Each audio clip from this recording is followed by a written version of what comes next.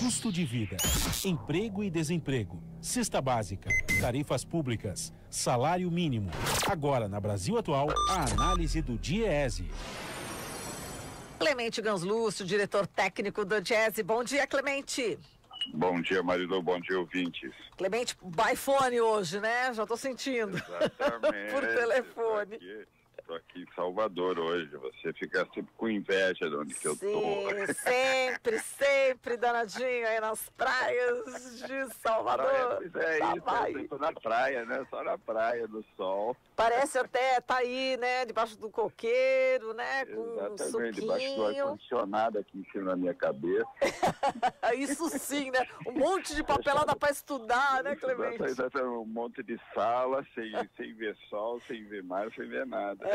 E eu passando aqui essa imagem, né? Você no coqueiro com água de coco. Exatamente. Olha só que maldade. Eu encontro os ouvintes para eu dizer, pô, você só fica viajando, passeando, não trabalha, não. Olha só, a fama. Mas vamos lá, Clemente, vamos falar aí dessa realidade nossa, dura, né? Quase 40 milhões de brasileiros trabalhando aí na informalidade, né? De acordo com o estudo aí do IBGE, né, Clemente? É uma triste realidade essa, né? Exato.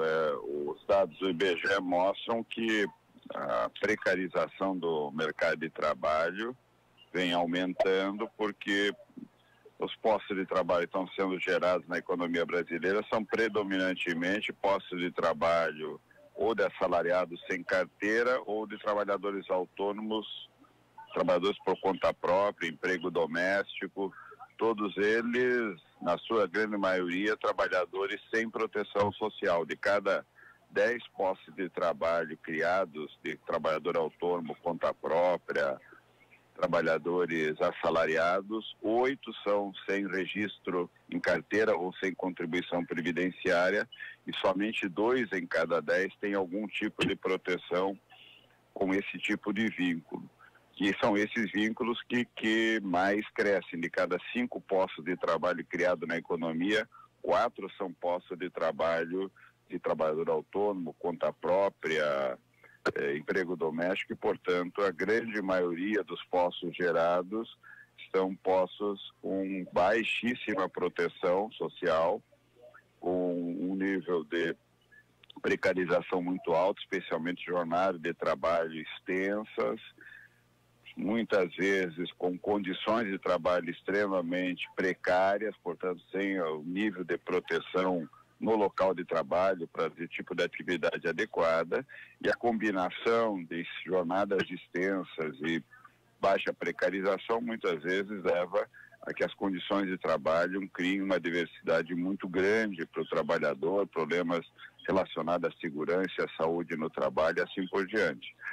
Esses quase 39 milhões de trabalhadores e trabalhadoras que vivem na informalidade são predominantemente trabalhadores por conta própria ou trabalhadores autônomos, são quase mais de 24 milhões nessa condição ocupacional, são quase 12 milhões de trabalhadores assalariados sem carteira de trabalho assinada, portanto, são assalariados contratados por uma empresa aí que não tem um vínculo registrado e, portanto, proteção social, e são mais de 6 milhões de trabalhadoras domésticas, a grande maioria sem registro em carteira, sem proteção social. Esse contingente, portanto, é um grupo muito grande, são quase 93,5 milhões de trabalhadores e trabalhadoras ocupados hoje, um contingente de desemprego que vem caindo, mas caindo porque você tem a criação de postos de trabalho precários, como eu falei, mas ainda são 11,8% da população economicamente ativa, da população que está no mundo do trabalho, na condição de desempregado. Portanto, ainda um contingente muito alto. Se nós formos nessa velocidade de criação de postos de trabalho, seriam necessários mais de 10 anos de geração de postos de trabalho para ter essas pessoas que estão desempregadas ocupadas, o que mostra que a dinâmica econômica é muito insuficiente, ou seja, está muito distante do necessário em temos de dinâmica econômica para gerar os postos de trabalho que a economia brasileira precisa e que os trabalhadores e trabalhadoras tanto anseiam. E o que vem sendo gerado, Marilu, são postos muito precários, com baixa proteção social, que gera uma instabilidade no orçamento das pessoas, nas condições de vida das famílias, mas também tem uma dinâmica muito ruim para a economia, ou seja, são baixos salários, não agrega à massa salarial capacidade de consumo. Isso tudo fragiliza a dinâmica econômica, porque você não tem demanda, você não tem consumo, as empresas não produzem, não geram emprego, quando geram emprego de baixa qualidade, e assim nós temos uma dinâmica econômica bastante frágil, bastante insuficiente em relação àquilo que é necessário para que a economia gere os postos de trabalho que todos precisam. Exato. Marilu. E Clemente, e com essa situação precária, o INSS não é recolhido, quer dizer, não tem mais, né, o dinheiro que vá para a Previdência, não é isso?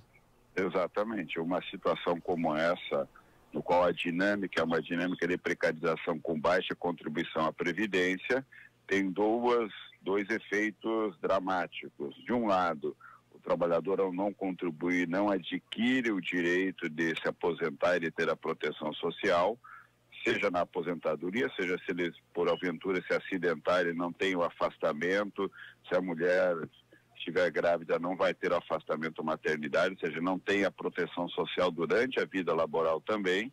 E tem a segunda dimensão, que é, não contribuindo para a Previdência, fragiliza o financiamento da Previdência e torna ainda mais dramático o financiamento da proteção previdenciária. Portanto, perdem as pessoas, perde o país, perde a proteção social.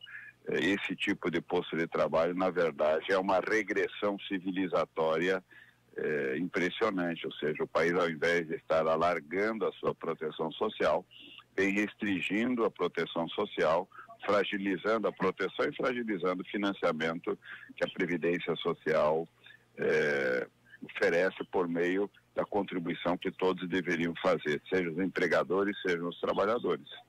Tá certo, Clemente, muito obrigada aqui pela sua participação e uma boa estada em Salvador. Para onde é que você vai, Clemente, aí em Salvador?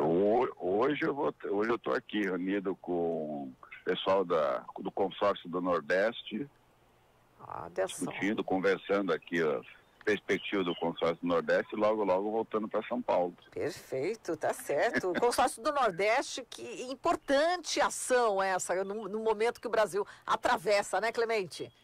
Exato, os governadores aqui da região Nordeste resolveram reunir os estados como uma articulação, buscando justamente criar uma força diferenciada para os estados, de forma conjunta, poderem atuar de maneira articulada em relação às políticas públicas, no investimento, nas políticas sociais, nas compras governamentais. À medida que os estados estão reunidos, eles ganham maior capacidade de articulação dessas políticas ou de iniciativas que buscam racionalizar recursos, melhorar a forma de atuação, trocar experiências, combinar políticas públicas. É uma grande novidade, uma importante novidade na cultura política brasileira, essa iniciativa aqui dos governadores no Nordeste. Muito bem, Clemente, um grande abraço para você, até mais, até a próxima. Até amanhã. Até amanhã. Falamos com o Clemente Ganslúcio, diretor técnico do Diese.